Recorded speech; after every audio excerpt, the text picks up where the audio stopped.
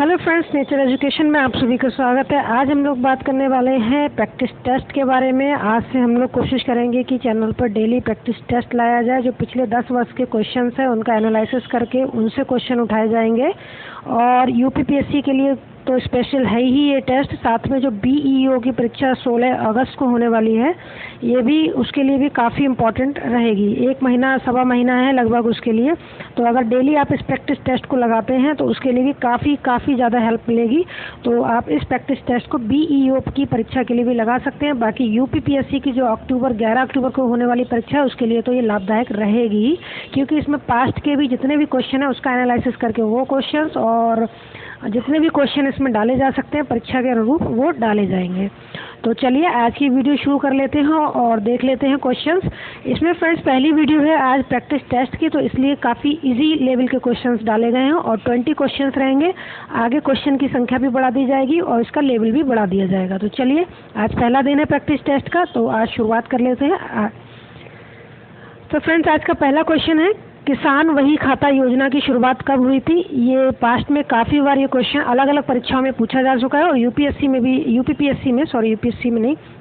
में भी ये कई बार पूछा जा चुका है और इसका आंसर हो जाएगा 1992, ऑप्शन सी।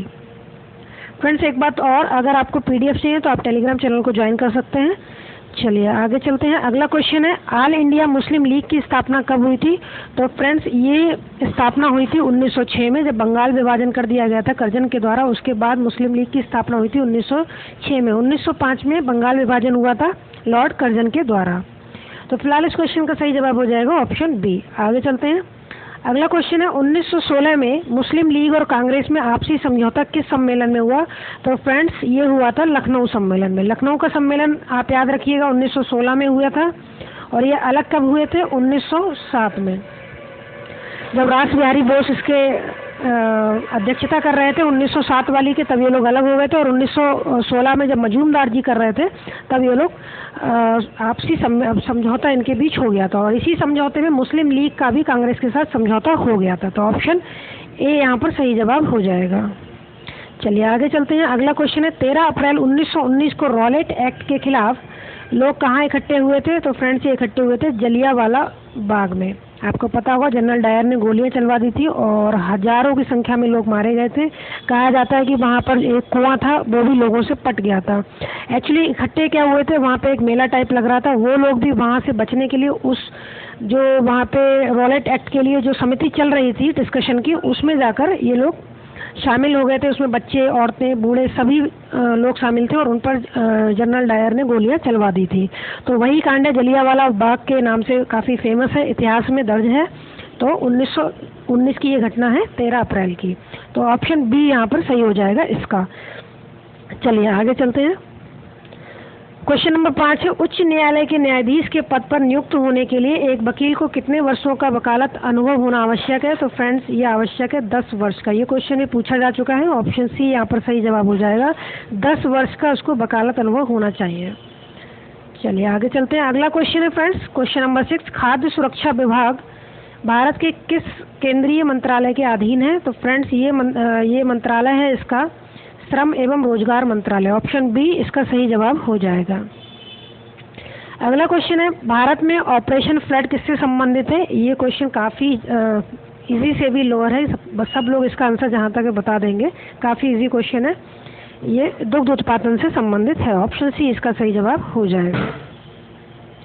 आगे चलते हैं। अगला क्वेश्चन है, चमेली देवी पुरस्कार किस क्षेत्र से संबंधित है? तो फ्रेंड्स ये संबंधित है पत्रकारिता से। ऑप्शन ए इसका सही जवाब हो जाएगा। चमेली देवी जो पुरस्कार हैं वो जो प्रतिष्ठित पत्रकारिता होती है उनको, यानी पत्रकारों को दिए जाते हैं।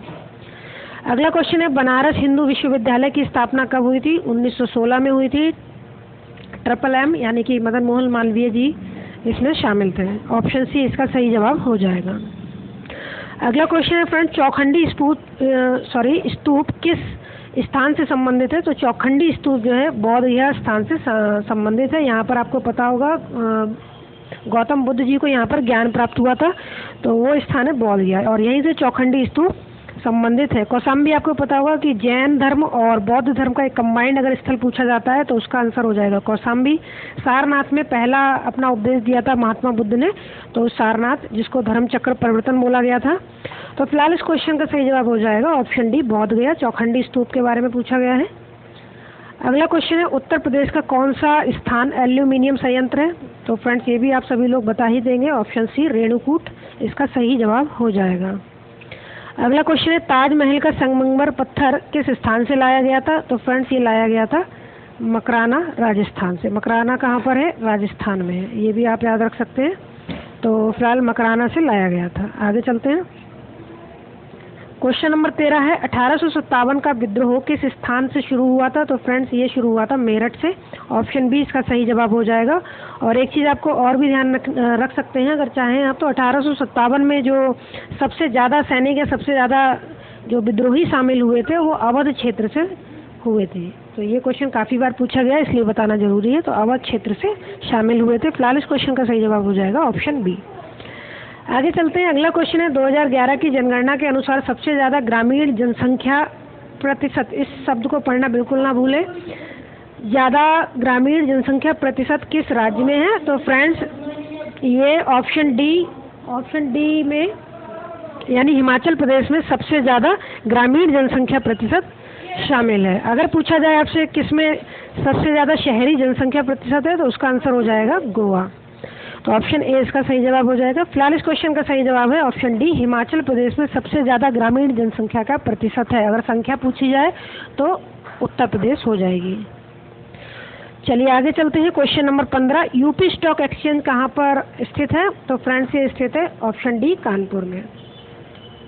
चलिए आगे चलते हैं। अगला क्वेश्चन है, लगातार दो जनसंख्याओं के बीच में कितना अंतर होता है? ये भी लगभग ज़्यादातर स्टूडेंट इसको बता देंगे। ऑप्शन बी इसका सही जवाब है, 10 साल का अंतर होता है दो जनगणनाओं के बीच में। अभी 2021 में हमारी आज़ाद भारत की 17वीं जनगणना होने वाली है।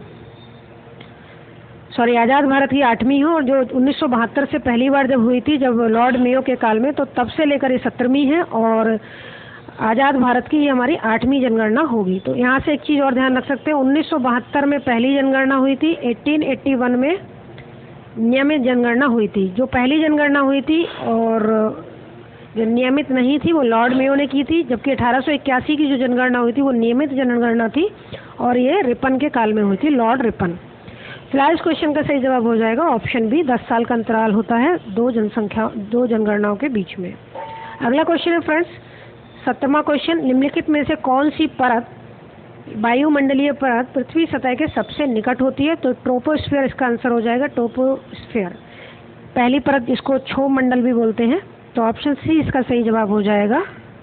स्ट्रेटोस्फीयर जिसमें ओजोन परत होती है, इसको आप ध्यान रख सकते हैं, ओजोन परत होती है स्ट्रेटोस्फीयर में। चलिए अगला क्वेश्चन है क्वेश्चन नंबर 18, फरक्का जल विभाजन संधि किन दो देशों के बीच है? तो जिनको थोड़ा सा भी नदियों का या फिर मैप का थोड़ा सा आइडिया होगा वो इसको बहुत आराम से कर लेंगे। ऑप्शन सी इसका सही जवाब हो जाएगा, भारत और बांग्लादेश के बीच में।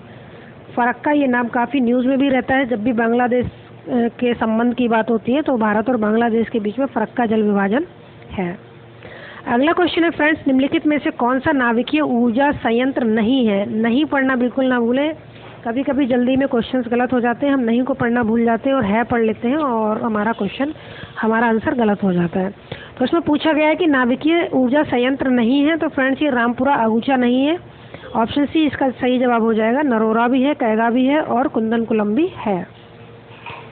अगला क्वेश्चन है फ्रेंड्स, निम्नलिखित में से कौन सा शहरीकरण का पर्यावरणीय प्रभाव नहीं है? ऑप्शंस हैं, तो कुछ लोग इसमें जल्दी में बाढ़ लगा सकते हैं, लेकिन इसका आंसर बाढ़ बिल्कुल भी नहीं है। अपराध इसका सही आंसर है, ऑप्शन डी।